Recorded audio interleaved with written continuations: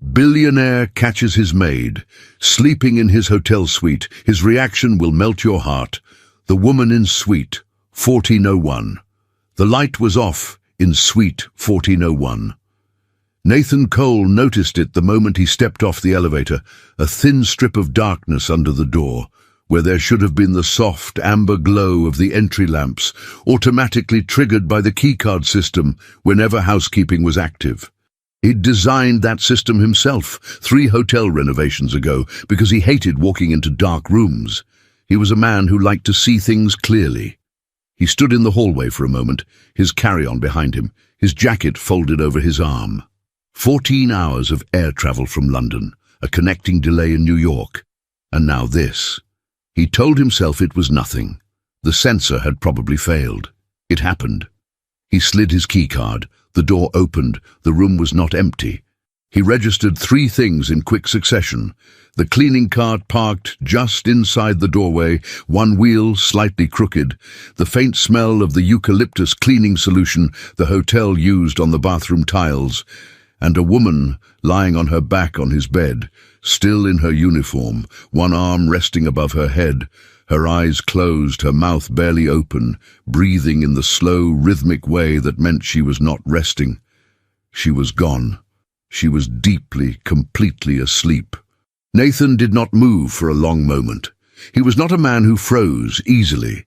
He had faced boardrooms with hostile investors, a divorce settlement that had taken 11 months to untangle, a fire in his Miami property that had taken 3 floors before anyone got it under control. He did not freeze. He assessed, decided, and moved. But he stood there in the doorway of Suite 1401, carry-on handle in his fist, and he looked at her. She was younger than he'd expected, maybe late 30s. Her name tag read Diane in block letters. Her shoes were still on, the sensible flat kind with rubber soles that housekeeping staff wore. One hand had fallen palm up near the pillow, fingers slightly curled, the way hands went when every muscle in the body finally gave out. There was a small crease starting along her cheek where she'd turned slightly into the pillow. She hadn't meant to fall asleep. That much was obvious. Nobody lay down in a guest suite on purpose, in uniform, shoes on, cleaning cart 2 feet away. She had sat down for 1 moment, or leaned back for 1 second, and her body had simply refused to negotiate any further. Nathan looked at the cleaning cart. The cart told a story. The towels were folded and stacked on the lower rack, which meant she had already serviced the bathroom. The basket of miniature toiletries was restocked and ready. The vacuum attachments were laid out neatly. She had done nearly everything. She had been almost finished. He set his carry-on quietly against the wall. He walked to the closet, moving carefully, keeping his weight even so the floorboards wouldn't shift. He found a spare blanket on the upper shelf, cream-colored, thick, and he carried it back to the bed. He unfolded it slowly, 1 corner at a time, and he laid it over her. She didn't stir. Her breathing didn't change. Whatever depth of exhaustion she had fallen into, it was the kind that didn't startle. Nathan stood back and looked at what he'd done. He felt slightly ridiculous. He was a 53-year-old CEO standing in his hotel suite at 11:40 at night, having just tucked a stranger in.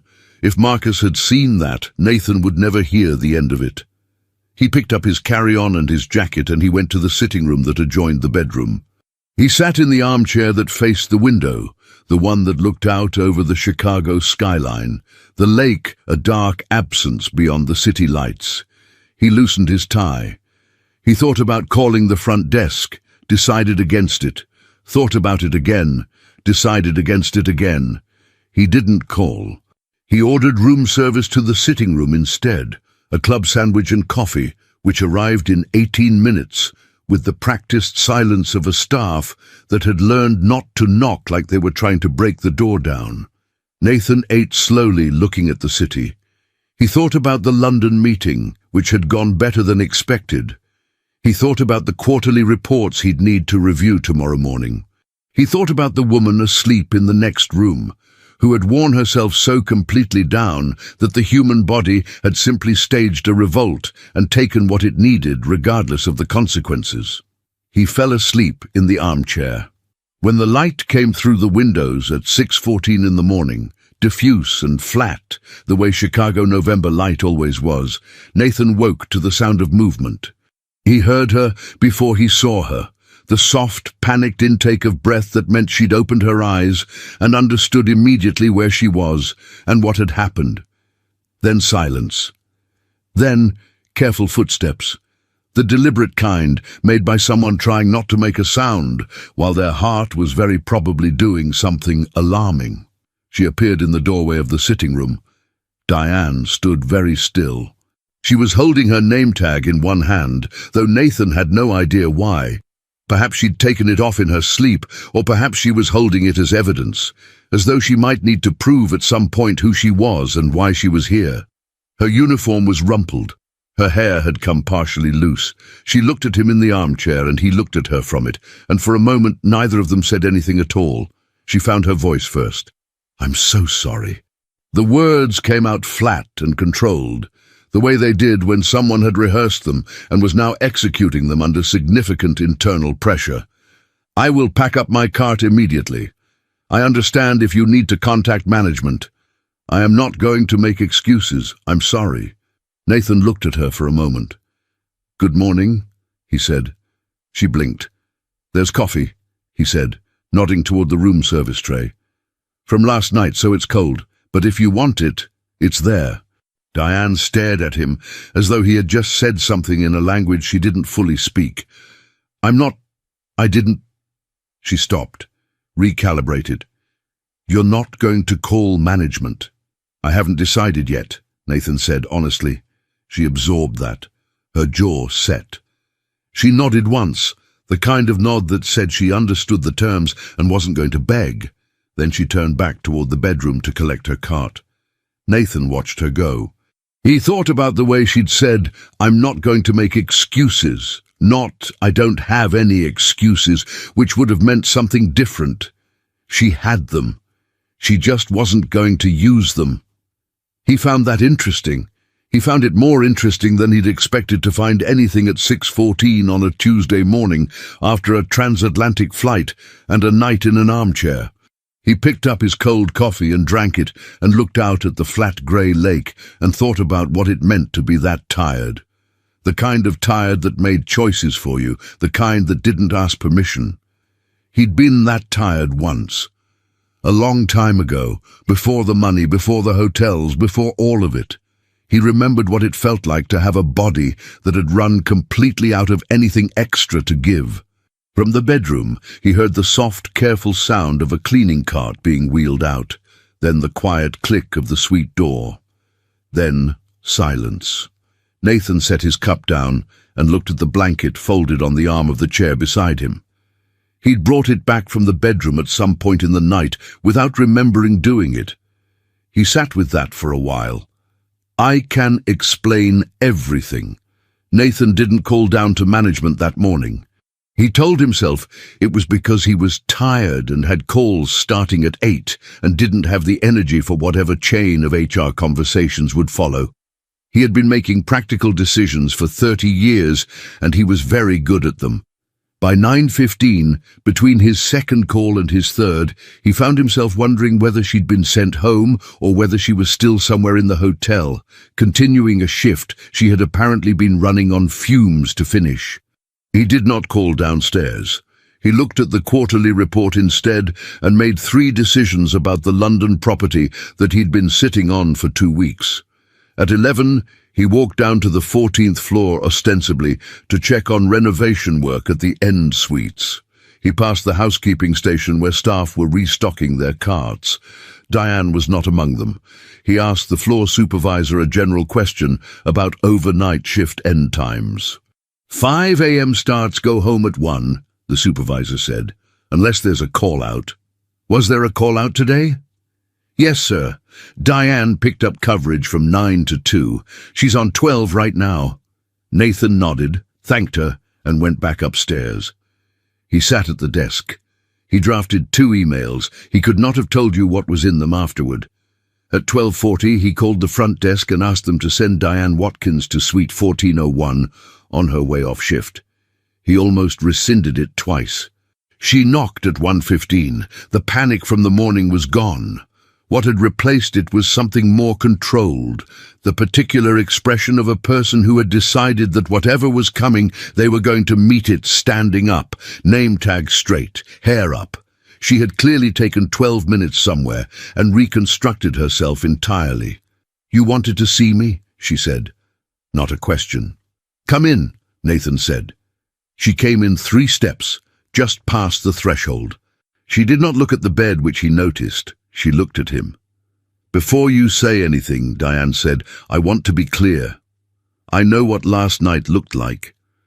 I have never, in 4 years, done anything like that.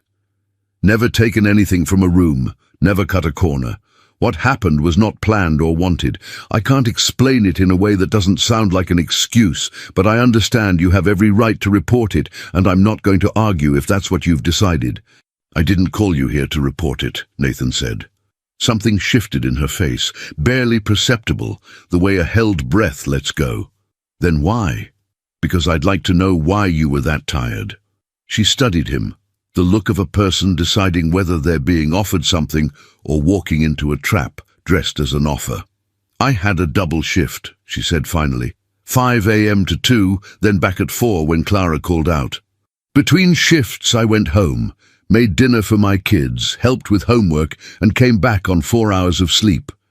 Flat. Factual. Not asking for anything.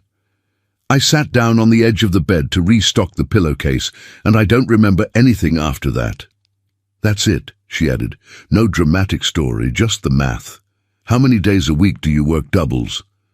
"That's not something I need to discuss." "You're right," Nathan said.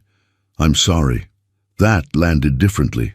For just a fraction of a second, before the guard came back up, she looked at him like the apology had been genuinely unexpected. "You're not fired," he said. "You can go." She nodded and turned. Her hand was on the door when he spoke again. "Have you eaten today?" She stopped. "I ordered breakfast an hour ago. Eggs are cold, but the fruit is fine." Diane turned and looked at the room service cart by the window. Looked at him. Looked at the cart again with the expression of a woman who'd been awake since 5, worked 9 straight hours, and had not had lunch. "This is a very unusual situation," she said. "Yes." A beat. "I'm not sitting down," she said, and walked over to the cart, picked up a small bowl of cut fruit, and stood by the window eating it in silence. Nathan looked back at his laptop. They stayed like that for 4 minutes. Then she set the bowl down, said, "Thank you," and left. Marcus Webb arrived at 2 o'clock with a tablet under one arm and the expression of a man who had already had too much coffee and was considering more. He was Nathan's CFO and had been his best friend since their first year at Northwestern, where they had bonded over a shared conviction that their corporate finance professor was deeply, personally wrong about everything. "You look terrible," Marcus said, dropping into the chair across from Nathan's desk. "Thank you." "No, genuinely." "You look like you slept in a chair," Marcus squinted. "Did you sleep in a chair?" "We have a board call at 4, Nathan said, pulling up the agenda. "Let's go through the London numbers first." "You slept in a chair," Marcus said, filing this away with visible enjoyment. "In your own suite, which has a bed, famously." He sniffed. "Why does it smell like eucalyptus in here?" "That's the cleaning solution they use. It usually fades by noon." He looked at Nathan. "What happened?" "Nothing happened. You have the face you had when you decided to renovate this property while it was still at 68% occupancy. That face means something happened and you've already made a decision and you're not sure yet if it was smart. I have called you here to discuss the London acquisition." "Who is she?" Nathan looked up. "There is no she. There is always a she with that face. I've known you for 27 years. The London, is she a staff member?" Marcus looked at the door. Back at Nathan, his expression did something complicated that ended in a kind of delighted horror. "Nathan, is she a staff member at this hotel?" You are a CFO, not a gossip columnist. You slept in the armchair of your own suite, Marcus said, sitting back with the air of a man who had solved a puzzle he hadn't expected to enjoy this much. That is either the most interesting thing you've done in 5 years or the beginning of a very expensive HR situation. Possibly both. Are you going to look at the London numbers? In a minute? Marcus leaned forward. Did she at least know you were there? That is not what happened. But something happened. I told you something happened, Marcus repeated, completely undisturbed by Nathan's tone, which had made vice presidents visibly nervous. The face does not lie. I would testify to that. Nathan looked at him steadily. London, numbers, now. Marcus opened his tablet with the expression of a man temporarily and strategically dropping a subject. He looked at the figures.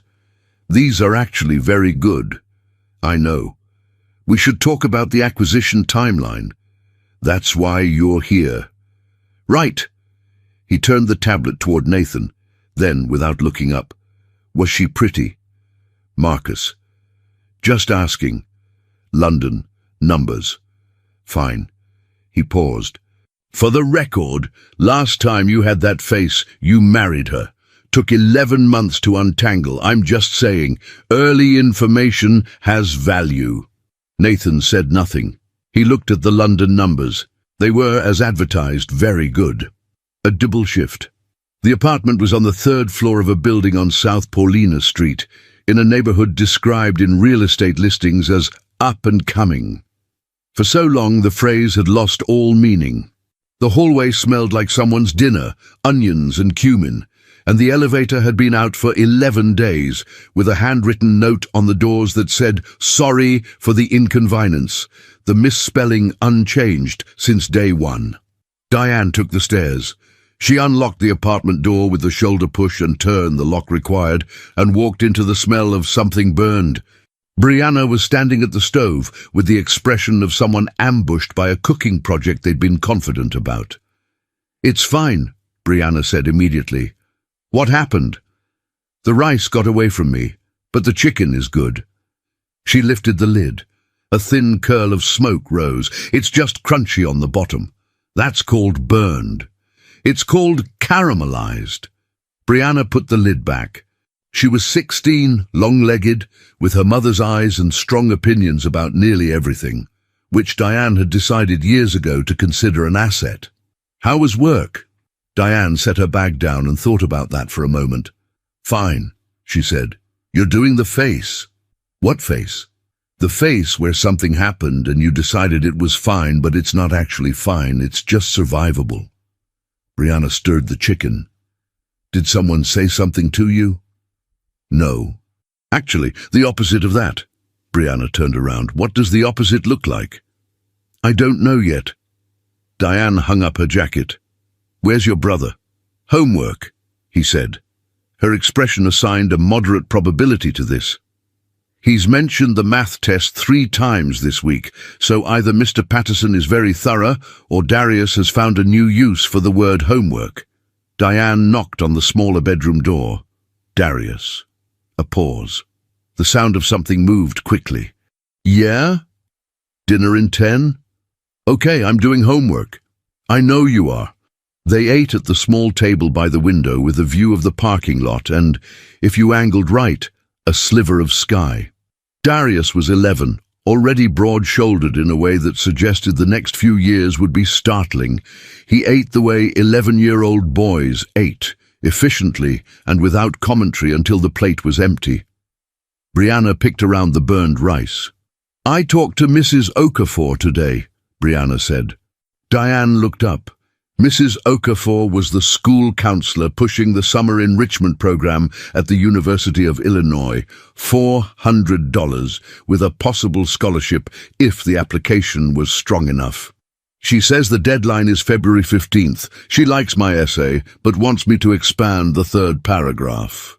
Brianna said it carefully, in the tone she used when presenting information without putting pressure on anyone. A habit she'd developed at an age when she shouldn't have needed it. "I told her I'd talk to you." "We'll figure it out," Diane said. "Mom, We'll figure it out. Firmly, gently. A combination she'd spent years learning to hold. What's wrong with the third paragraph? It goes flat. I was trying to explain why I want to study public health, but it came out sounding like I Googled it and typed up the results. Darius looked up from his plate. That's because you did Google it. I did research. You read 3 websites and closed the laptop. That is research, Darius. It's kind of research. Thank you both, Diane said. Bree, write what you actually think, not what sounds impressive. Brianna was quiet. Then, I want to say that I grew up watching my mom work herself into the ground for people who don't always see her, and I want to understand the systems that make that happen and how to change them. She paused. But that sounds like the truth, Diane said. Brianna looked at her. Write that. The knock came at 8:30, which meant Gloria. Nobody else knocked like that. 3 quick raps, a pause, then one more. It had developed over 7 years of visits and had never been discussed or named. It was just the Gloria knock. Diane opened the door. Gloria Patterson was 62, 5'4", built like someone who had once lifted a full-grown adult off a gurney and never entirely lost that capacity. She was a retired ER nurse, with silver hair kept close cropped and the eyes of a woman who had spent 35 years watching people pretend to be fine when they weren't. She was holding a container of rice pudding and a look of personal interest. I made extra, she said, handing over the container and walking in without being invited, which was how Gloria had always operated. Darius, come get some pudding. Darius materialized from the hallway at a speed that confirmed he had been monitoring audio near the door. He took the container and disappeared to the kitchen. You look different, Gloria said, turning to Diane. I look the same. You look like something happened and you haven't decided what to do with it. She settled onto the couch. Sit down and tell me. Gloria, sit. Diane sat. She told it the way she told most things. Quickly, plainly, without decoration. The double shift, the suite, waking up with the blanket she hadn't put on herself. The man in the armchair, being called back at 1:15, the fruit bowl. Gloria listened without interrupting, which meant she found it genuinely interesting. When Diane finished, Gloria was quiet for a moment. He covered you with a blanket, she said. Yes. Slept in a chair. Yes. And ordered you breakfast. Room service. It was already there. Gloria tapped one finger on her knee. Baby, don't. I'm just saying, I know what you're about to say, and I need you to not say it. A billionaire covered you with a blanket, slept in a chair, and ordered you fruit. Her voice was perfectly level. That is not a boss being decent. That is a man trying to tell you something with his behavior because he hasn't figured out how to use words yet. He's a guest. People can be decent without it meaning something. Gloria said, in the tone she used when agreeing on the surface while completely disagreeing underneath. Brianna appeared in the kitchen doorway. Who are we talking about? Nobody, Diane said. A man, Gloria said simultaneously. They looked at each other. Brianna's eyebrows rose with the swift precision of a teenager who had just received more information than expected. What man? Brianna said. A guest at the hotel. It's nothing. Gloria is being accurate, Gloria said. She stood and smoothed her top. I'm going back upstairs. Think about what I said. Or don't. But don't come to me in 6 months saying I didn't tell you. She said goodnight to Darius through the kitchen wall. Darius said goodnight back through a mouthful of rice pudding. Then she was gone. Brianna leaned against the doorframe, watching her mother with the careful look she'd had since she was 9, the one that meant she was reading a situation and deciding whether to speak or let it go. She let it go. She went back to her essay. Diane sat looking at the parking lot through the window, at the sliver of night sky above the rooflines. She thought about a blanket she hadn't put on herself, a man asleep in an armchair, the quiet strangeness of waking up somewhere unfamiliar and feeling, for one unguarded moment before the panic arrived, completely safe. She thought about that longer than she meant to. The upgrade. The memo appeared on Thursday morning. It landed in the inboxes of the floor supervisors first, then trickled down to the staff bulletin board in the housekeeping break room, the corkboard beside the lockers where schedules were posted and occasionally argued about. It was printed on hotel letterhead, which was unusual. Most operational changes came through the scheduling software or a group text from the shift manager. Hotel letterhead meant someone upstairs had signed off on it. Diane read it twice. Internal transfer. Effective Monday, November 18th. Diane Watkins, housekeeping, floor operations, is hereby transferred to hospitality coordination, guest services, administrative support. New role classification, coordinator level 2. Pay grade revised accordingly. For questions, contact HR. She stood in front of the bulletin board for long enough that Clara, who was restocking her cart 2 feet away, said, "You okay?" "Fine," Diane said. She folded the memo into her pocket and finished her shift. She thought about it on the walk to the elevator. She thought about it in the elevator going up to 12. She cleaned 3 rooms with precise automatic movements, while the thing in her chest that she was trying to identify, whether it was gratitude or anger, or something more uncomfortable than both, kept refusing to resolve itself into anything manageable. By the time she reached the end of the floor, she had identified it. It was anger, not because the job wasn't good, not because more money was unwelcome. God knew $400 for Brianna's program wasn't going to find itself. It was anger at the shape of the thing, the way it had arrived on a bulletin board without a conversation, the way she had been moved like a piece on a board she hadn't known she was on, the way someone had decided, apparently without asking her, that what she needed was to be reassigned, and had arranged it while she was busy doing the job she'd been doing just fine for 4 years. She went to HR at noon. The HR coordinator, a young woman named Priya, who had the expression of someone braced for a complaint, told her that the transfer had been initiated by executive management and that questions about the reasoning should be directed to Mr. Cole's office. Diane thanked her. She went to Mr. Cole's office. His assistant, a composed man in his 40s named Gerald, asked if she had an appointment. She said she did not. He asked if she'd like to make one. She said she'd prefer not to. Gerald looked at her for a moment, made a brief calculation, and picked up his phone.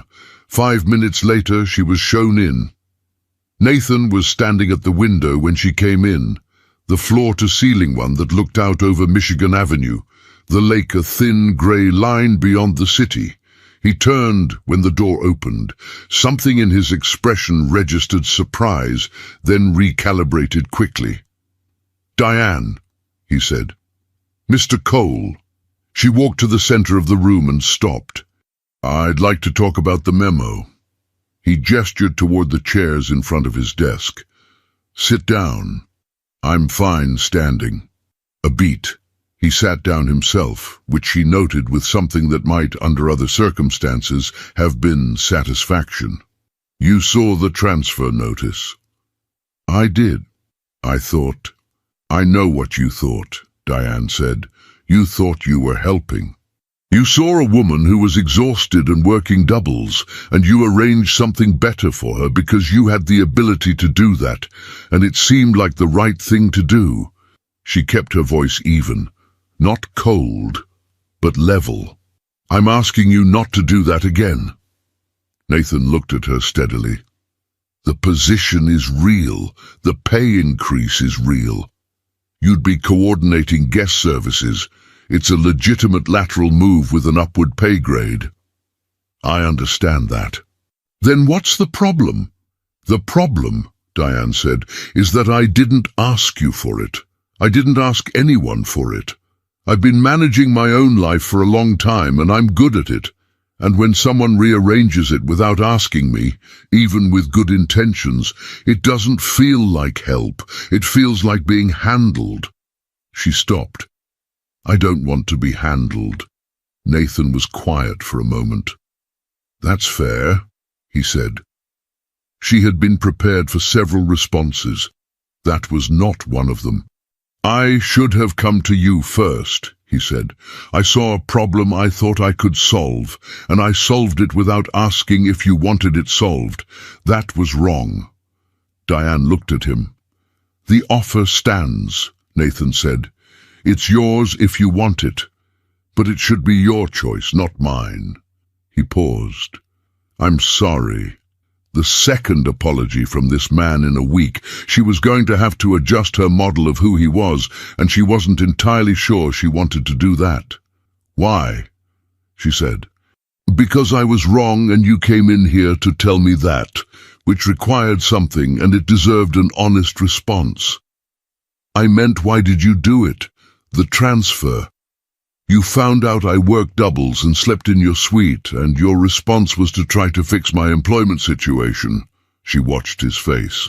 Most people in your position would have called security. Nathan was quiet for a moment. He looked at his desk, not avoiding her eyes, but thinking. The way people looked when they were deciding how much truth to hand over. I've been where you are, he said finally. Not exactly, not the same specifics, but I know what it is to be running on nothing and not tell anyone, because telling anyone means admitting you're close to the edge. And someone did something for me once, a long time ago, that I didn't ask for and didn't deserve. And it mattered. He paused. I wasn't trying to handle you. I was trying to... He stopped. I didn't do it right. The room was quiet. I'll think about the position, Diane said. That's all I'm asking. She turned to go. At the door she paused, her hand on the frame. A mirror, she realized, of the moment 3 days ago in Suite 1401, when he had asked her if she'd eaten, and something had shifted. For the record, she said without turning around, the chicken was good. She heard a pause. Then, I'm sorry? My daughter made dinner the night you left that message with the front desk. The chicken was good. The rice was burned. I'm telling you because you looked like you wanted to know why I was tired. And that's part of why. 2 kids, 1 stove, a teenager who burns the rice but keeps trying. She let that sit for a second. That's who you tried to help. I thought you should know. She opened the door and left. Nathan sat at his desk for a moment. Then he picked up his phone and called Marcus. You were right, he said. I'm always right, Marcus said. You're going to have to be more specific. The face. A beat. Then, oh, this is going to be interesting, Marcus said, with the warm, unhurried delight of a man whose predictions had just been confirmed and who intended to enjoy it thoroughly. Tell me everything. I'm not telling you anything. You called me. I called you because I needed to tell someone I made a mistake, and you're the only person I know who won't turn it into a lecture. That's because I don't need to lecture you. You already know. A pause. What was the mistake? I moved without asking. Marcus was quiet for a moment. Old habit. Yes. Did she tell you off? Professionally, completely, without raising her voice. I like her already, Marcus said. Are you going to fix it? I offered to. And? She said she'd think about it. That's better than no, Marcus said. For now. A pause. Nathan. What? Don't move without asking again. Nathan looked out at Michigan Avenue, at the lake beyond, flat and grey and enormous. "I know," he said. He did know. The problem was that knowing a thing and doing a thing were, as it turned out, two entirely different operations. He'd always been faster at one than the other. What she carries, Diane took the coordinator position on Monday. She sent a 2-line email to HR, gave no explanation, and showed up on the 4th floor at 7:50 a.m. in dark slacks and a cream blouse she'd owned for 3 years because it still looked right. The guest services area had 4 workstations, a long counter facing the elevator lobby, and colleagues who had clearly heard a version of the story and were very carefully pretending they hadn't. "You must be Diane," said the woman at the nearest desk. "I'm Kezia. The binder on the left is the welcome pack. The login is on a sticky inside the drawer, and the espresso machine in the back is touch-sensitive. Don't look at it wrong, or it'll make you a cappuccino, whether you want one or not." "Thank you," Diane said. "Also, Mr. Cole passes through the lobby most mornings around 8:20, Kezia added with studied neutrality, "just so you have the lay of the land." "Good to know," Diane said, and opened the binder. She was good at the job inside of 2 days, very good inside a week. Guest services coordination required logistics, tact, and the ability to stay calm, while 3 things went wrong simultaneously.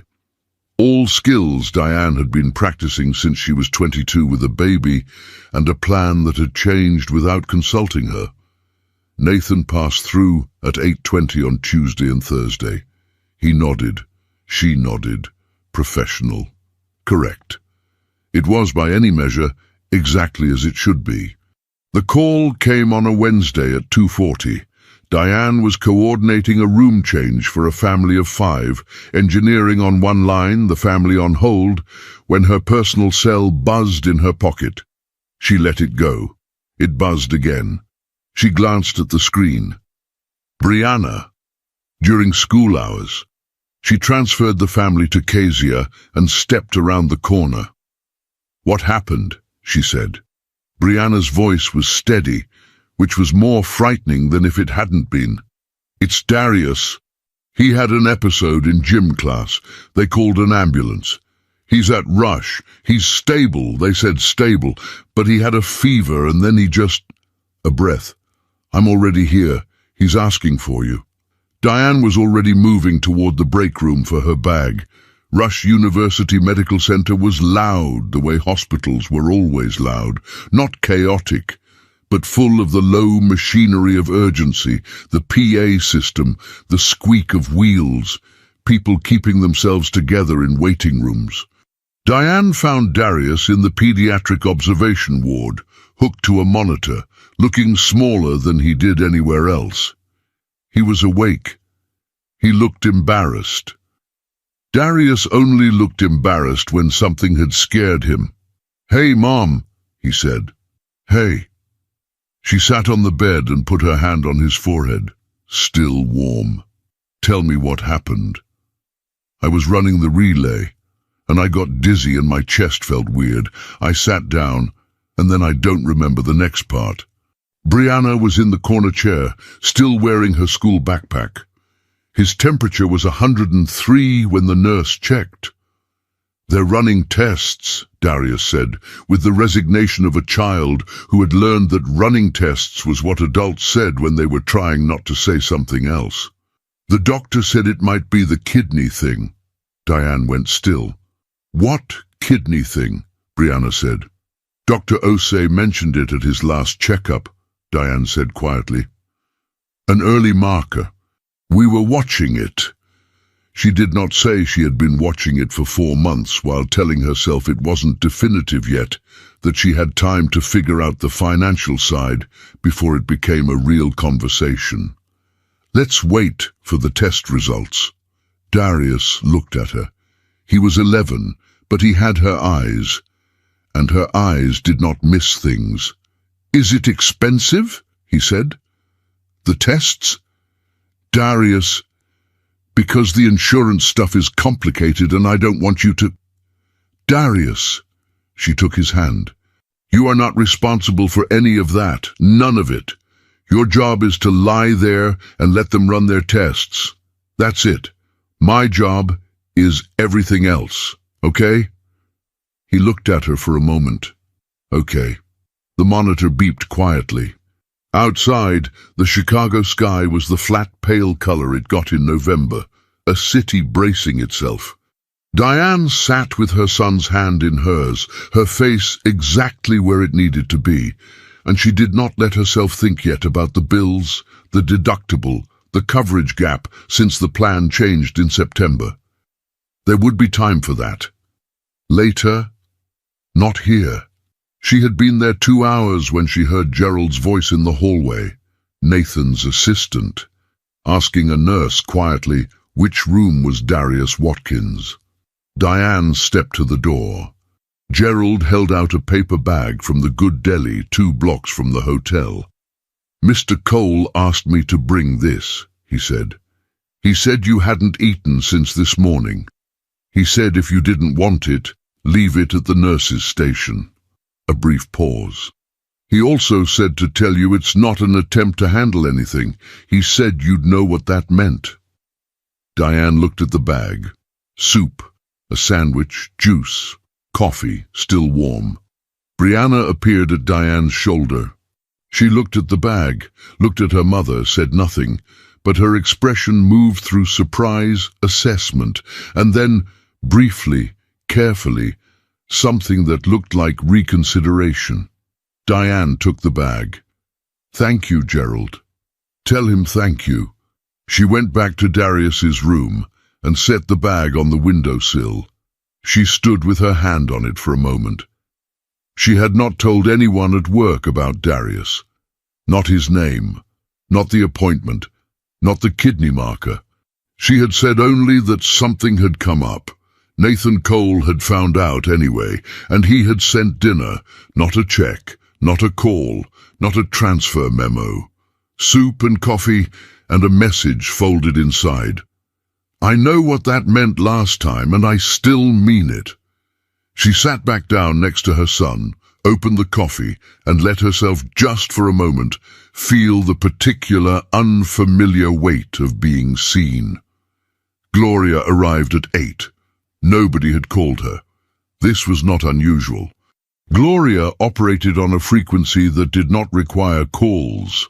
She swept into the room, kissed Darius on the forehead, informed the nurse on duty that the blanket ratio in this room was insufficient, and produced from her large bag a container of rice pudding that she set on the bedside table without comment. This is a hospital, Darius said. Can you bring food in here? I'm a retired nurse, Gloria said. I bring food wherever I want. She settled into the chair Brianna had vacated and looked at Diane. Then she looked at the paper bag on the windowsill. Then she looked back at Diane. Is that from the hotel? It's from a deli, Diane said. Via the hotel. Diane said nothing. Gloria said. Don't, Diane said. I didn't say a word, Gloria said, and opened her own container of rice pudding because she had naturally brought one for herself as well. The room was quiet for a while. The good kind of quiet, the kind full of people who knew each other. Darius ate the rice pudding. Brianna read on her phone. The monitor beeped its steady rhythm. Diane drank Nathan's coffee and looked out the window at the November dark and did not say anything either. But she stopped pretending, at least to herself, that there was nothing to say. Rachel. The Cole Meridian Gala happened every November, a fundraiser for 2 nonprofits that had grown over 12 years into the kind of event that appeared in the society pages not because anyone wanted it there, but because the guest list had reached a critical mass where press coverage became inevitable. Nathan tolerated it. Charity galas were a moderately effective mechanism for moving money toward things that mattered, packaged inside an evening that required conversation with people he found variable. The event coordination fell, naturally, to the 4th floor, which meant it fell substantially to Diane. She had been on the job for 3 weeks when the gala folder landed on her workstation. Binders, vendor contacts, floor plans, a seating chart that had already been revised 4 times, and a note from the events manager that said good luck with the kind of sincerity that meant you'll need it. She handled it. She handled the florist who had strong feelings about centerpiece height, the AV vendor who arrived a day early, the catering team whose lead coordinator spoke exclusively in grievances. She handled the seating revision requests, 5 of them in the final 48 hours, with the composure of someone who had learned that the version of events you prepared for was never the version that actually arrived, and the skill was in the adjustment. The night of the gala, she was on the floor in a black dress and the flat shoes that were appropriate for 12 hours of event coordination, managing a clipboard and a radio and 3 things simultaneously when the doors opened and the guests began to arrive.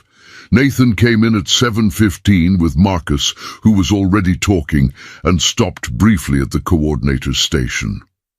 He looked at the floor plan, looked at Diane and said, "It looks good." "Thank you," she said. "The centerpieces are 4 inches taller than spec, but I decided it was a battle not worth having." "Good call," he said, and moved on. Marcus lingered for 2 seconds, long enough to look at Diane with the expression of a man confirming a theory. Then followed. Rachel Cole arrived at 7:40. She was exactly what the room expected, polished in a way that looked effortless because the effort had been made somewhere else entirely, unhurried, comfortable in a room full of people at the level of comfort that came from having always been in rooms like this. She was on the board of the pediatric health non-profit, had been for 4 years since she and Nathan had separated, a fact that said something about her and Nathan both, depending on how you read it. She made her way through the room with the practiced ease of someone who knew how to work an event, stopped to speak to 3 people, smiled at a 4th, and then her path brought her, at some point around 8:15, to the coordinator's station near the east wall. Diane was checking a vendor delivery against her clipboard when she felt someone stop beside her. "You must be Diane Watkins," Rachel said. Diane looked up. She did not know this woman's name yet. She would place it in approximately 3 seconds. "I am," Diane said. "Rachel Cole." A small, contained smile. "I'm on the board of Meridian Pediatrics. I helped plan this event for the first 7 years before we brought in the hotel coordination team." She glanced around the room with the particular look of someone doing a quiet audit. "You've done well. The AV setup alone is better than it was last year." "Thank you," Diane said carefully. Rachel was quiet for a moment, looking out at the room. Then, "I knew Nathan was going to put someone new on this. He tends to do that. Place people in positions he thinks will suit them." She said it pleasantly, conversationally, the way you might say a piece of trivia about the weather. "He's generous. It's a real quality. He just sometimes forgets that generosity and consultation are different things." Diane held her clipboard. "He's been known to move fast," Rachel continued. "He sees a problem and he solves it. He always means well." A pause. The kind that was not an accident. "I meant well too when he first noticed me. That was 17 years ago, and it still took me a long time to understand what I actually was to him." She turned and looked at Diane directly for the first time. "He collects broken things, honey. It's a pattern. It's not cruelty. He's not cruel. It's just what he does with people he finds interesting. He fixes them. And then eventually, when there's nothing left to fix..." She left it there. "I'm only saying this because nobody said it to me." She smiled again. The same small, contained smile. "Enjoy the evening," she said. "The centerpieces are beautiful." and she moved back into the room. Diane stood at her station and finished checking the vendor list. She checked it twice because her hands needed something to do. The radio crackled, a question from the catering team about the dessert timing, and she answered it in the voice she used when she was working, the steady one, the one that didn't carry anything extra. She got through the rest of the gala. She got through it well. The pediatrics presentation went cleanly. The fund total announced at 10:15 exceeded last year's by 20%, and Nathan said a few words into a microphone that were brief and specific, and, she had to admit, genuinely well chosen. He did not perform generosity, he just described work that was being done and why it mattered. She noted that without intending to. Marcus found her at the end of the night, when the room was emptying and the catering staff were beginning to clear. "Good event," he said. "Thank you." He looked at her in the way he'd been looking at her since the lobby, assessing but without hostility. More like someone who had been paying close attention for a while and was deciding how much to say. "Rachel spoke to you," he said. It was not a question. Diane looked at him. "I noticed," Marcus said simply. "I know that look. I've seen it on other people after she talks to them." He was quiet for a moment. "She's not wrong exactly. That's the thing about her. She's just not entirely right either. Nathan did move fast with you, with the transfer. That's real. The question is why?" He paused. With Rachel, he was solving a loneliness problem. He didn't know that at the time, but that's what it was. With you... He stopped. "I've known him a long time. What I've seen in the last few weeks is different." "You don't need to defend him to me," Diane said. "I'm not defending him," Marcus said. "I'm just offering context. Because Rachel is very good at removing it." He looked at the room. "She serves on that board because she actually cares about those kids. She's not a bad person.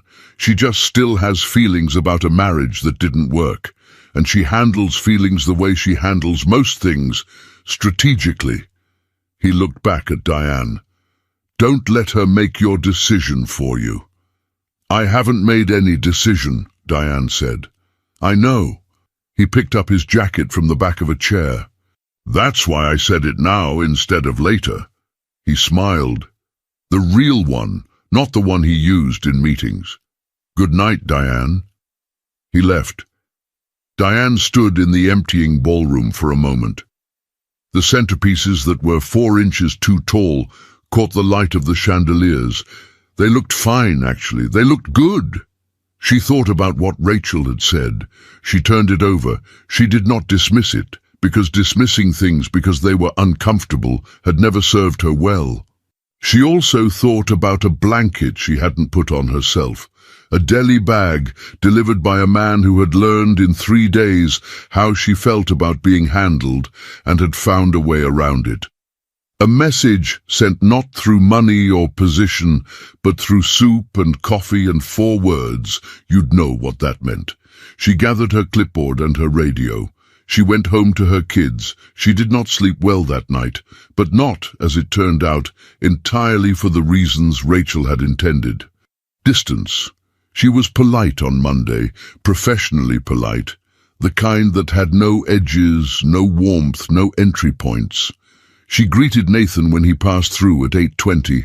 She answered his question about a vendor invoice with exactly the information the question required, and she turned back to her screen before the conversation could become anything other than what it was on paper. Nathan noticed. He didn't say anything.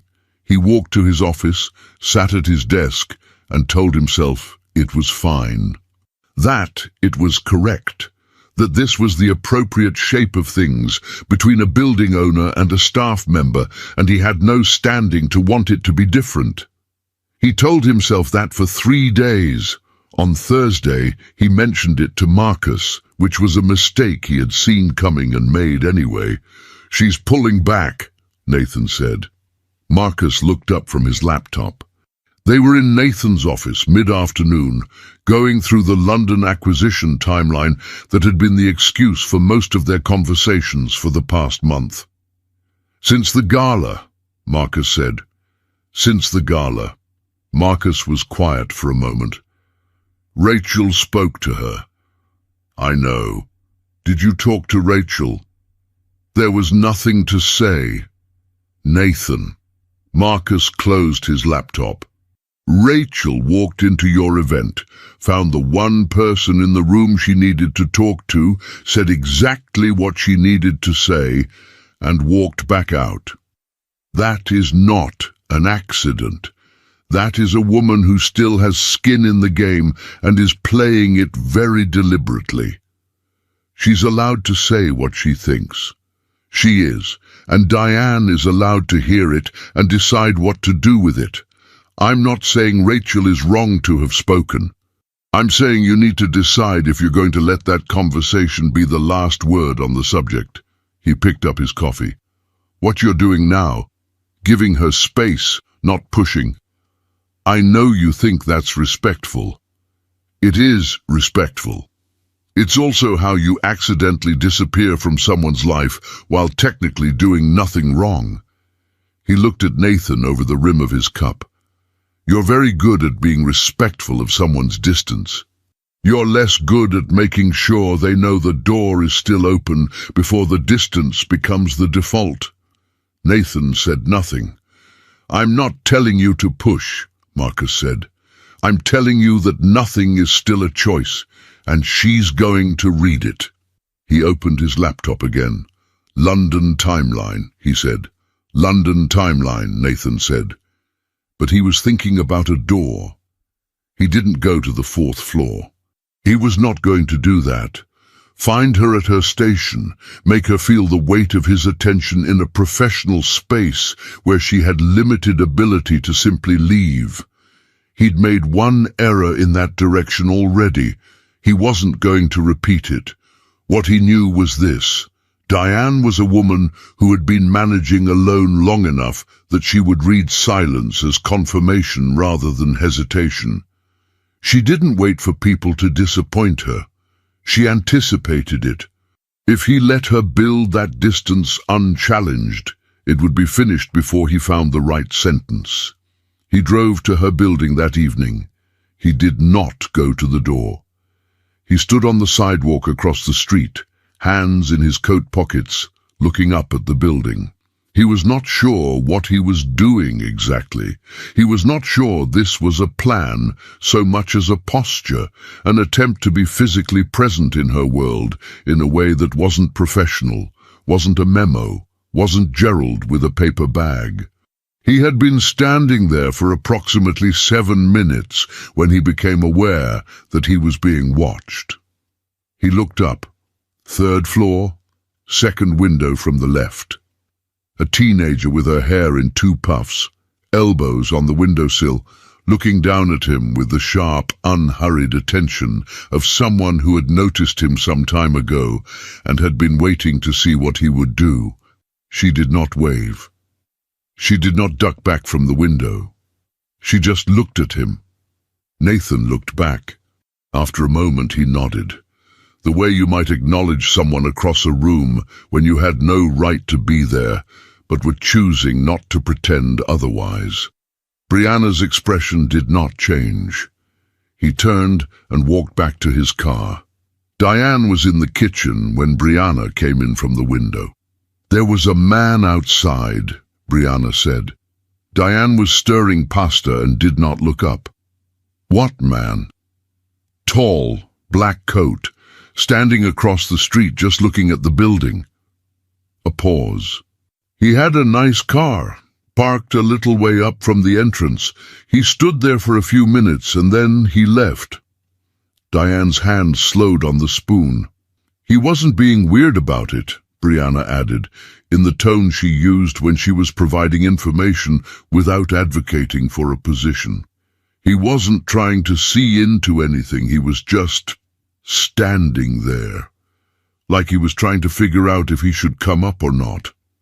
Another pause. "Then he nodded at me and left. Diane set down the spoon. "I think you should tell me who he is," Brianna said. "I think you should set the table," Diane said. "Mom." Diane turned around. Brianna was 16 and had her mother's eyes and 17 years of patience she had been saving for exactly this kind of conversation.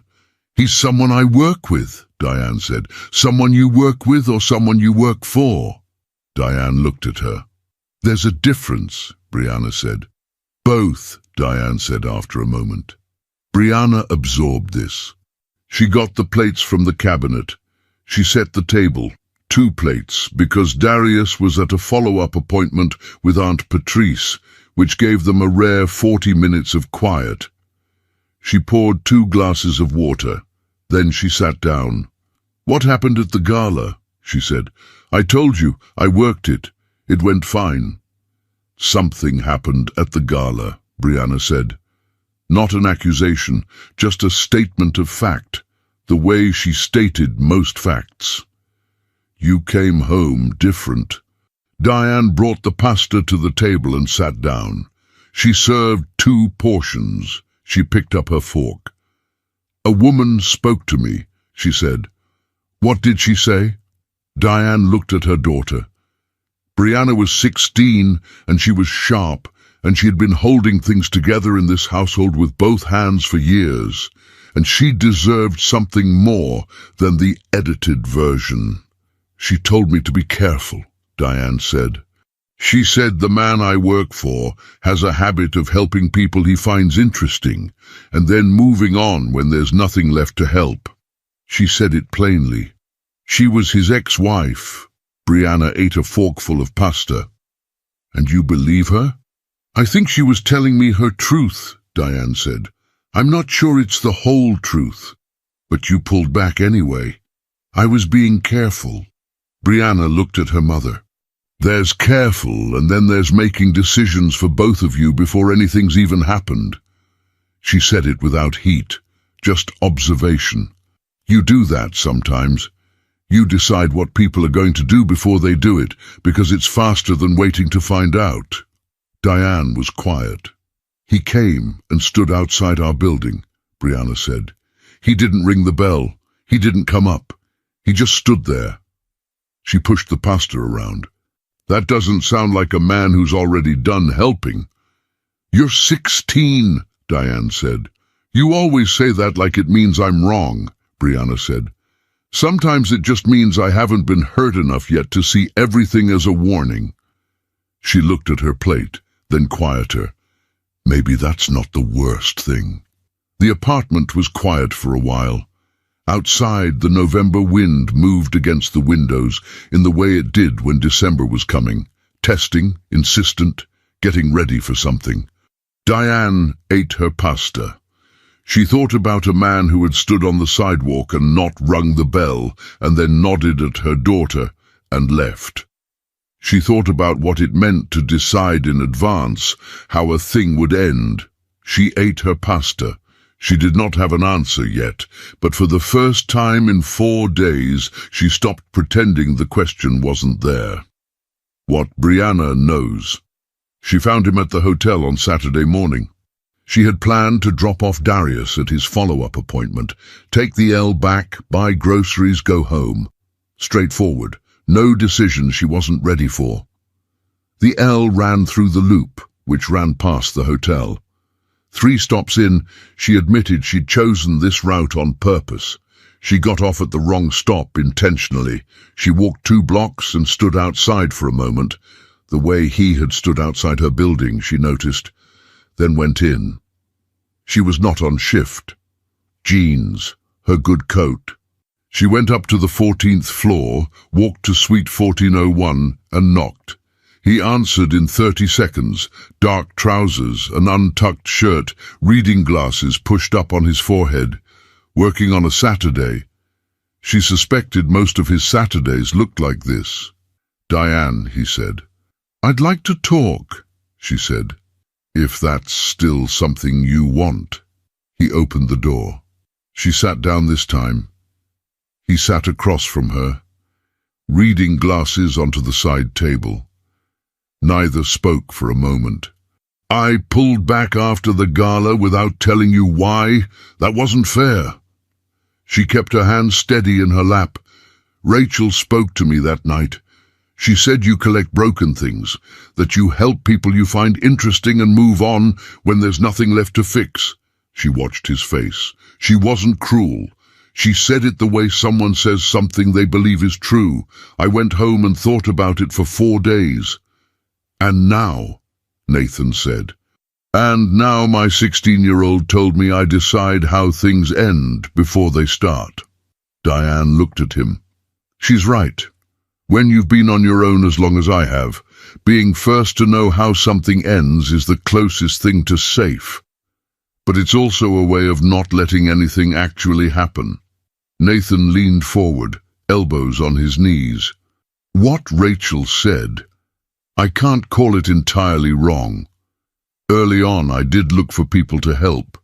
It was about control, I think, when I felt out of control of most things." He held her gaze. "But that's not what this is. I don't want to fix you. You're not broken. You're one of the most unbroken people I've met." A pause.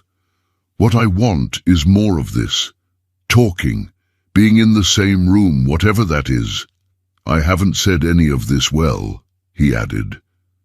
"No," she agreed. "But you said it." Something shifted between them. The kind that didn't announce itself, the kind felt before it was heard. Then a knock at the suite door. They both looked at the door.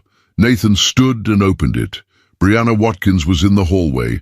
She was wearing her school coat, her backpack over one shoulder, her hair in the 2 puffs she wore on weekends. She looked at Nathan with the direct, comprehensive assessment of someone who'd been preparing for this specific moment for some time and was now conducting the evaluation in person. Nathan looked at her. "You're Brianna," he said. "You stood outside our building last week," she said. It was not an accusation. It was an opening statement. "I did," Nathan said. "You didn't ring the bell." "No." She considered this. "Why not?" "Because it wasn't my place," Nathan said. "I wanted your mother to know I was there. I wasn't going to make her deal with me at her front door." Brianna looked at him for another moment. Then she looked past him into the sitting room and saw her mother, who was sitting in the chair with the expression of someone who was deciding whether to be mortified or to let this play out. "I followed you," Brianna said to Diane without apology. "I can see that," Diane said. "Darius is fine. Aunt Patrice picked him up from the appointment." She turned back to Nathan. "I wanted to see you in person.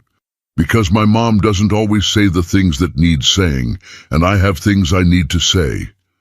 "Brianna," Diane started. "Mom." The word was quiet, but it closed the door on the sentence. Diane closed her mouth. Nathan stepped back from the door. "Come in," he said. Brianna sat on the edge of the armchair nearest the window. She did not take off her coat or her backpack.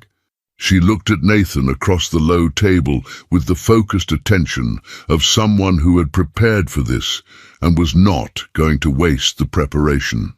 "My mom has been working since she was 17 years old," she said.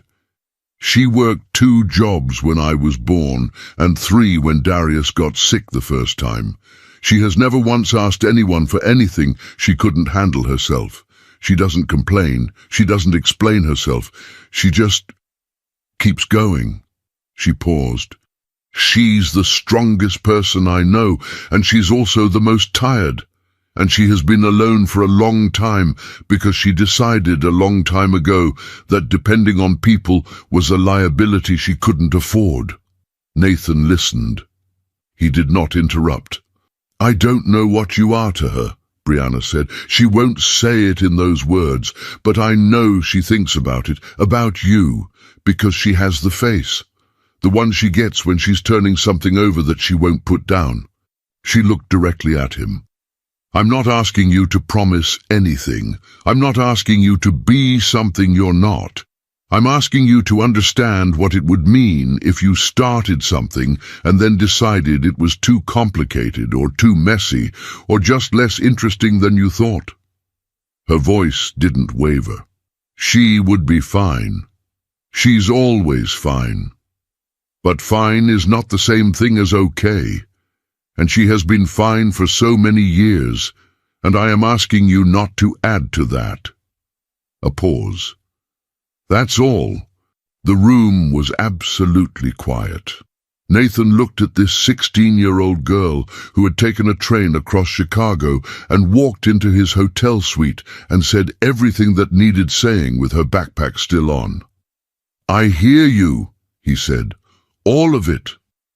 Brianna looked at him for another moment, the way she had looked at him from the window, reading, measuring, not hostile, just honest. "Okay," she said. She stood up. She looked at Diane. "I'm going home to make lunch. There's rice. I'll try not to burn it." She walked to the door. Then she stopped and looked back, not at Diane, at Nathan. "She likes her coffee black," she said, "in case you ever need to know that." She left. The suite door clicked shut behind her. In the sitting room, the silence lasted for about 4 seconds. Then Diane put her face in her hands. "I am so sorry," she said through her fingers. "Don't be," Nathan said. "She followed me across the city. I know. She walked in here and gave you a formal, 'Diane!' His voice was steady and warm and certain. "Don't apologize for her. She said what she came to say, and she said it well." He waited until Diane lifted her face from her hands. "She loves you. She's scared for you, and she was right about everything." He paused. "Also, I did already know how you take your coffee. Gerald mentioned it when he picked up the order." Diane stared at him. Then she laughed. A real laugh, the short, startled kind that came when something was genuinely funny and your defenses were down far enough to let it through.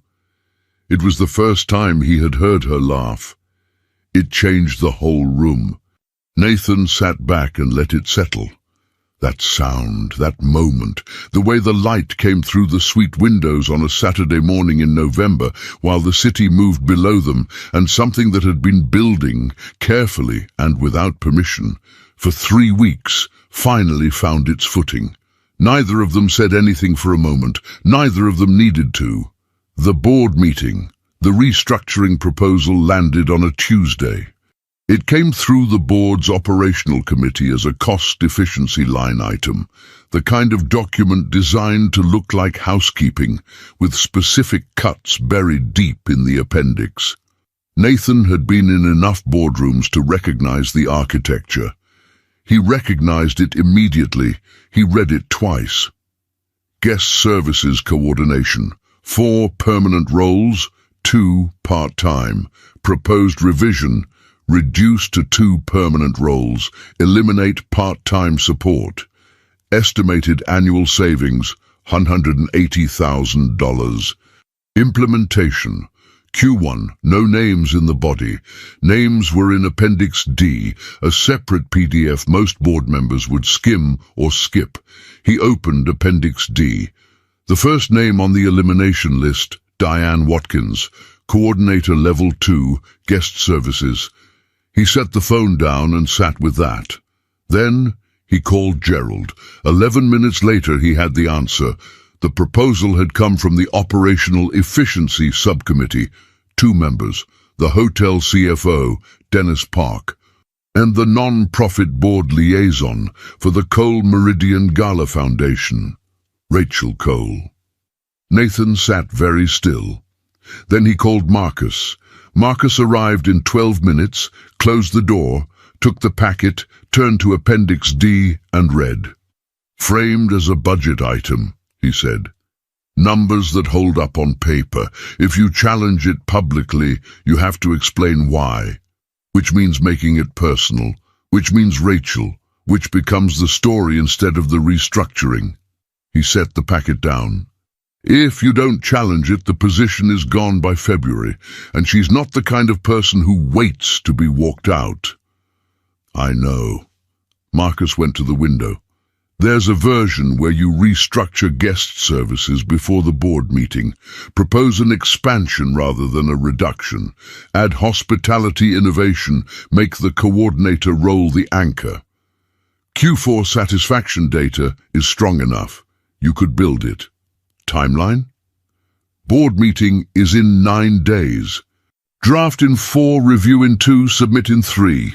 He turned around. Doable, a lot of work. Get me Dennis this afternoon. He drafted the original language.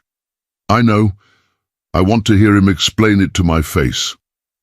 Marcus picked up his jacket. At the door he stopped. Whatever you build, it has to be genuinely good for the department, not just good for one person. If it's only about Diane, Rachel wins on merit even if she loses the vote. It will be real, Nathan said. Good.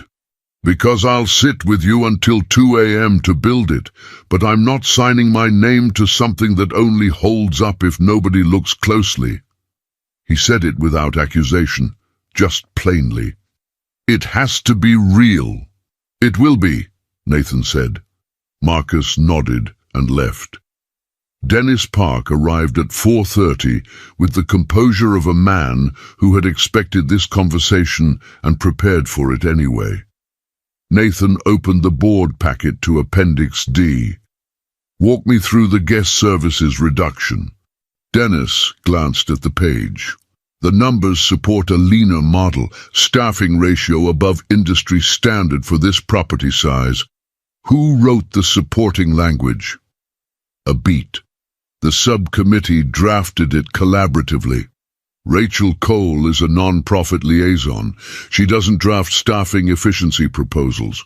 Who wrote it and under whose direction? 3 seconds of silence. That was the answer. I need you to be honest with me, Nathan said, his voice level. What I do in that board meeting depends on what you tell me in the next 5 minutes. Dennis looked at the window, then back. She came to me in October with the framework already structured. Said it was a routine efficiency pass. The numbers were accurate. I reviewed them, found them defensible, and submitted through the committee. Did she say why she wanted the coordinator role on the list? A pause. She said there were concerns about the qualifications of a recent hire. There were not, Nathan said. No, Dennis said quietly. I was not aware of any formal concerns on record. Thank you, Dennis. Dennis left. Nathan sat in the quiet of his office. Outside, the December sky was doing the thing it did at 4:30, collapsing toward dark faster than felt reasonable, the city lights coming up while there was still grey light above the lake. He picked up his phone. He did not call Diane. He had thought about it. Going to her, telling her what was happening, letting her be part of the decision. He would tell her. He would tell her everything before the board meeting, with enough time for her to make her own choice. But first, he needed to build something real enough to stand on. He called Marcus back. 2 a.m., he said. I'll bring coffee, Marcus said. Black, obviously. I've learned that's the correct position. Nathan paused. Did Diane tell you that? Brianna texted me, Marcus said completely serenely. We exchanged numbers at the gala when you weren't looking. She has excellent communication instincts. I respect that in a person. Nathan stared at the phone. Counter-proposal, Marcus said. 4 days. Let's build something real. They built it in 3 days. Marcus was relentless and precise and completely unreasonable about cutting corners. He pulled Q4 guest satisfaction data, staffing models from 4 peer properties, and a projected ROI analysis that Nathan had to admit was genuinely persuasive, reading it cold. The proposal did not mention Diane's name. It restructured guest services upward, justified all 4 roles on individual merit, and made the coordinator position the anchor of a hospitality innovation pilot with real numbers behind it. Nathan sent it to Dennis on the 4th day. Dennis called back in 2 hours. "I'll co-sponsor. The numbers are solid." "I know." A pause. "I should have asked more questions in October." "Yes," Nathan said. "You should have." He submitted the counter-proposal to the board chair the next morning. That evening, he took the elevator to the 4th floor. Diane was finishing her shift, logging out at her station, coat already over her arm. She looked up when she saw him cross the lobby, and her expression moved through several things in quick succession before it settled. "Can we talk?" he said. She looked at him. "The conference room on the left is empty." They went in. He closed the door. He told her everything. Rachel, Appendix D, Dennis, the counter-proposal. He told it plainly, without softening the parts that were hard, that someone had specifically targeted her position, that it had been deliberate, that he had found out and moved to address it, and that whatever happened in the board meeting, she deserved to know the full picture before it did. Diane listened without interrupting. When he finished, the room was quiet. "What happens if your proposal doesn't pass?" she said. "It passes," Nathan said. "That's not what I asked." He held her gaze. "If it doesn't pass, I restructure through my executive authority before the Q1 implementation date and the board challenges me on it." He paused. "They won't. But I will if I have to." Diane looked at him. "I'm not handling you," he said. "I'm telling you what's happening because you asked me to do that. This is me doing that." Something moved through her face. Recognition, and something older and harder than recognition. Something that had to do with not having expected this and not knowing immediately what to do with it. "Okay," she said. "Okay," he said. She stood up. She picked up her coat. She was at the door when she stopped. The way she stopped at doors, he'd noticed. Every significant thing between them had happened at a door. "Nathan," she said. He looked at her. "Thank you," she said. Not performed gratitude. The real kind. The kind that cost something to say. She left. He sat in the empty conference room, the city sounds muffled through the glass, and thought about 9 days of work and a woman who had stood in his doorway on the first morning and said, "I'm not going to make excuses," and had meant it every time since. The board meeting was going to be fine. What came after it mattered more. Tell me the truth. The board meeting was on a Thursday. Nathan presented the counter-proposal himself.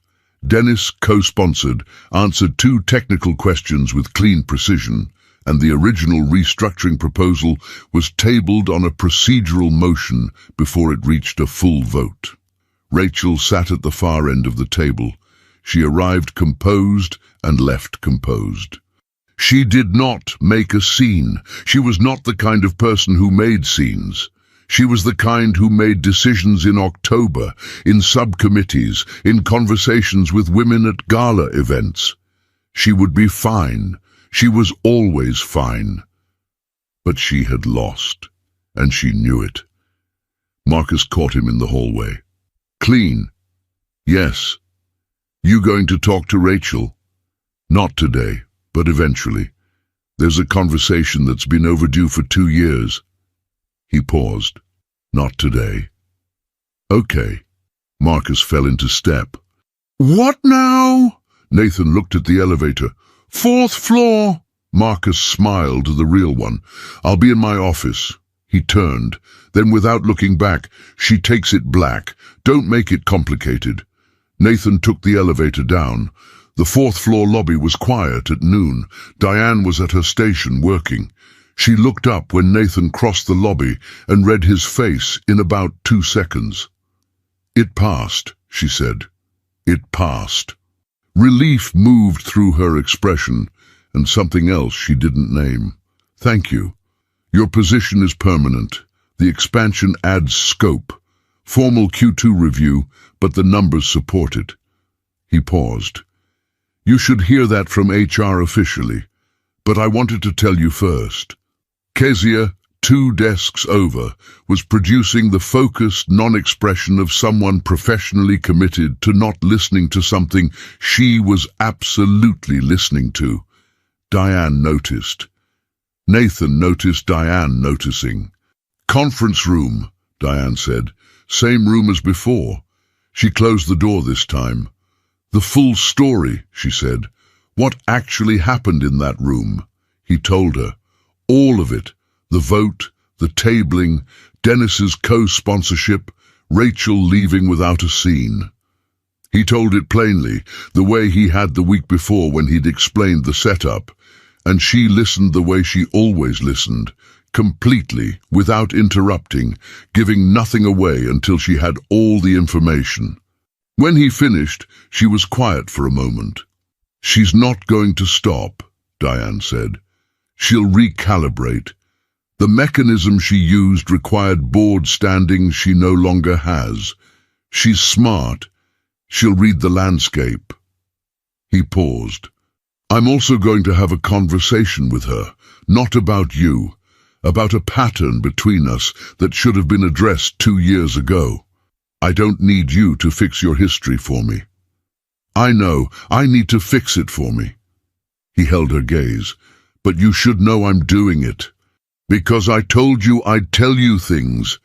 Something shifted in her face, small but real. The look of someone who had been watching to see if the words matched the pattern and just watched them match. She sat down. He sat across from her. "Tell me something true," she said. "Which part?" "Any part. Something you haven't said yet." He thought about it for a moment. "I've eaten dinner alone most nights for 3 years and told myself it was fine because I had work, and work was enough. And then I found a woman asleep in my room, and I covered her with a blanket and slept in a chair. And the next morning I ordered room service for 2, and I hadn't done that in so long I'd forgotten what it felt like to want to." He paused. "That's true." Diane was quiet. "Your turn," he said. She looked at him for a long moment. Then, "The morning I woke up in your suite and saw you in that armchair.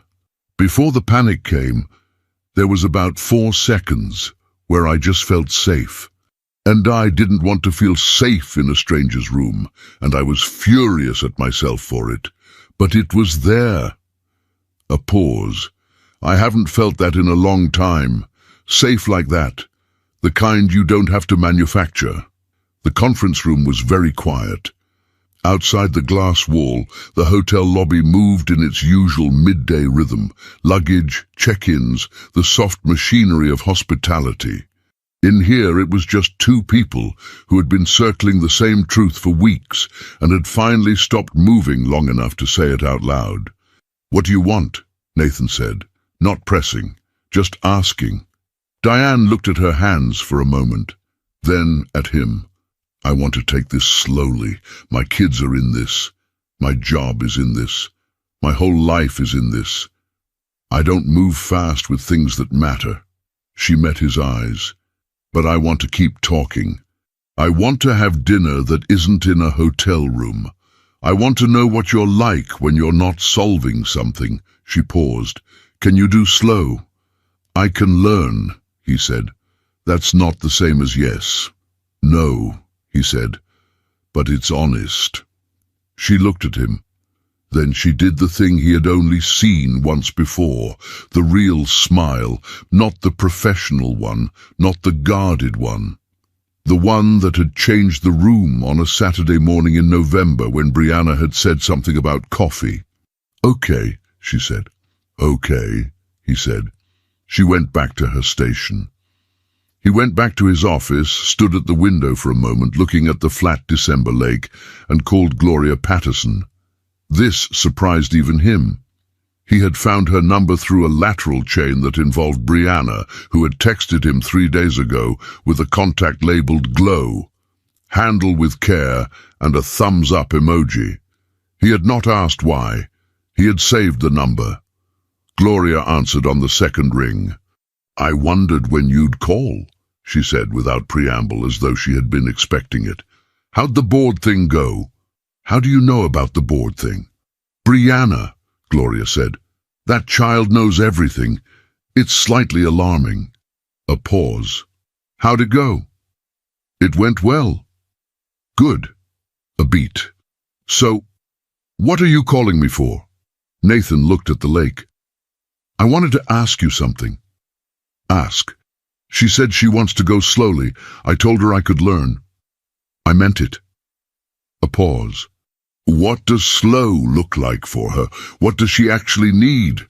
Gloria was quiet for a moment, long enough that he wondered if he'd overstepped. Then, you called me, she said slowly, to ask how to do right by her. Yes. Another pause. Lord. She said it quietly to herself, as much as to him. All right. Listen carefully, because I'm only going to say this once, and I'm going to need you to write it down somewhere in that expensive brain of yours.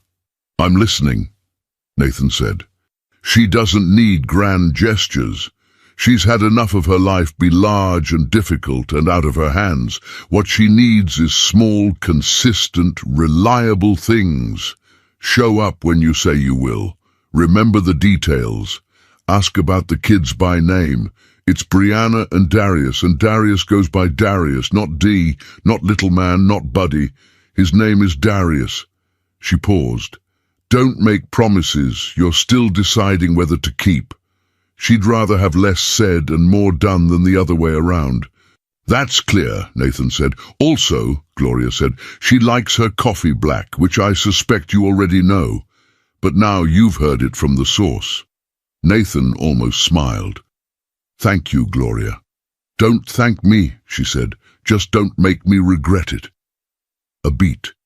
She deserves something real. I've been watching her carry things alone for a long time. If you're real, good. If you're not, I'm real, Nathan said. A long pause. Okay then, Gloria said, and hung up. Nathan set the phone down. He looked at the December lake for a long moment. The white of the water, the low grey sky, the city going about its business on both sides of it, unhurried and enormous and indifferent. He had 3 things on his calendar for the afternoon. He looked at each of them and rescheduled the 2 that could move. Then he went to find out what Darius's favorite restaurant was, because dinner that wasn't in a hotel room had to start somewhere. And he had decided that wherever it started, it was going to start right. Suite 1401, 1 year later.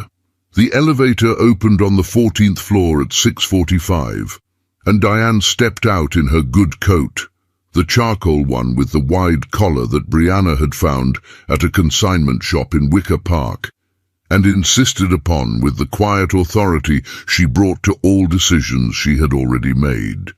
It had taken Diane 3 weeks to admit it was a good coat. She had the night off, negotiated herself in writing when her role expanded. 2 guaranteed personal evenings per week, no on-call without advance notice. HR had approved it. She was fairly certain Nathan had had nothing to do with it, because she had told him explicitly she was handling the contract herself, and he had said okay and not mentioned it again. That was the thing about him. When he said okay, he meant it. She knocked on suite 1401. He opened the door. Dark trousers, untucked shirt, reading glasses on the side table where they always were. He worked until the last moment, and then put the glasses down and was entirely present. She had decided she liked that. You're on time, he said. I'm always on time. You were 4 minutes late last Tuesday. Darius had a situation involving a science project and an amount of baking soda I'm not prepared to discuss. Nathan stepped back. Come in. The suite was the same and entirely different. Same windows over the Chicago skyline, same sitting room where he'd slept in the armchair, and she'd eaten fruit standing up, and neither of them had known yet what any of it meant. The room service cart was by the window again, but this time she had ordered it, texted Gerald at 4, black coffee for 2, Tuesday tasting menu. Gerald had responded with a thumbs up and the warmth of someone who had been rooting for this for some time. They sat at the small table by the window, the city below doing what it always did, moving, lit, enormous, indifferent, while two people above it learned each other slowly for another Tuesday. "Brianna called me today," Nathan said. Diane looked up. "About what?" "Her scholarship renewal essay, second opinion on the introduction." He paused. "She said you'd tell her it was fine, and she needed someone who would tell her if it wasn't. She used you as an anxiety management tool. I didn't mind. It was fine, by the way. I told her so. She said she knew." He picked up his coffee. She just needed to hear it in a different voice. "How's Darius?" he said. "Good week. Dr. Osei used the word encouraging, which from Osei is basically a standing ovation." She smiled. "He asked if you're coming to the game Saturday." "I already moved the London call." Diane looked at him. "London has been moved 4 times, he said. "London is patient." "Nathan?" he asked. I said yes. "That's the order of operations." Simply, without seeking approval, just the way it was. Diane looked at her coffee. There it was, the small, consistent, reliable things, delivered without announcement for 12 months running. She had stopped waiting for it to stop. That had taken most of the year. They ate slowly, moving between food and conversation and the easy silences that had taken months to build. She had learned that Nathan in private was quieter than his public self. He thought before he spoke as genuine habit, and when he laughed it was because something was actually funny. She had learned he kept a photo of his mother on his desk and still talked about her in the present tense sometimes without catching it. He had learned she slept with the window cracked regardless of temperature, and that the best way to know she was comfortable was when she stopped being strategically polite and just said the thing. She said things now, mostly. After dinner, they moved to the sitting room. He read something on his phone, one arm along the back of the sofa. She sat with her feet tucked under her, coffee in both hands, looking at the skyline. "I keep thinking about that first morning," she said. He looked up. "Not painfully. I just think about who I was then, waking up and immediately calculating the damage. That's what that kind of tired does. It makes everything a problem to be solved." She paused. "And you just said good morning and offered cold coffee." A quiet half-laugh. "I didn't know what to do with that." "I didn't know what I was doing either," Nathan said. "I just knew I didn't want to make it worse." "You didn't." She looked at him. "You didn't make it worse." That was new. They stayed like that. The comfortable weight of two people who had chosen, slowly and deliberately, to be in the same room. At 9:15, Nathan's phone buzzed. He glanced at it and smiled. The quiet one. He turned the phone and showed her. "Are you two in that suite again? I'm downstairs. I have champagne. It's Tuesday and I don't need a reason." "I already know you're up there," Gerald told me. "Gerald tells me everything. We have a system." Diane stared at the phone. He coordinated with Gerald. "He coordinates with everyone. He coordinated with Brianna before I knew her name." The suite phone rang. Nathan answered. "Yes, send him up." He hung up. They looked at each other. The shared exasperation of two people who had accepted, over the course of a year, that Marcus Webb was a permanent atmospheric condition. "He's going to be insufferable," Diane said. "He's going to be insufferable," Nathan agreed. "He's going to remind us about this for years." "He's going to remind you," Diane said. "He likes me." He likes you considerably more than he likes me at this point. I find that statistically improbable and personally injurious." Diane laughed, the full one, unguarded, the kind that had changed the room on a Saturday morning a year ago when she'd first let it through. It still changed the room. The knock was loud and cheerful, not the knock of a guest, but of a man who was very pleased with himself and had champagne and intended no pretense about either. Nathan stood to answer it. Diane sat with her coffee in both hands and thought about a woman who had fallen asleep in this room a year ago, worn down to nothing, shoes still on, a blanket she hadn't put on herself. Cold coffee offered with good morning, fruit eaten standing up, a man who had learned over 12 months that the size of the gesture mattered less than the consistency behind it. Brianna's scholarship. Darius's numbers going from worrying to encouraging. A London call moved for a Saturday game without being asked twice. What it felt like, after a long time of being fine, to actually be okay. The door opened. Marcus came in already talking, champagne in hand, mid-sentence, wearing the expression of a man who had been right about everything and considered this a reasonable occasion to celebrate. "Because I said from the very beginning, in this building, in this specific hallway, I said the face does not lie." "Marcus," Nathan said. "And nobody listened, par for the course, but here we are, 1 year later, Tuesday evening, suite 1401, and I would like to formally note for the record." "Marcus, that I was right." He looked at Diane. "Hello. Hello, Marcus. You look well. You brought champagne on a Tuesday.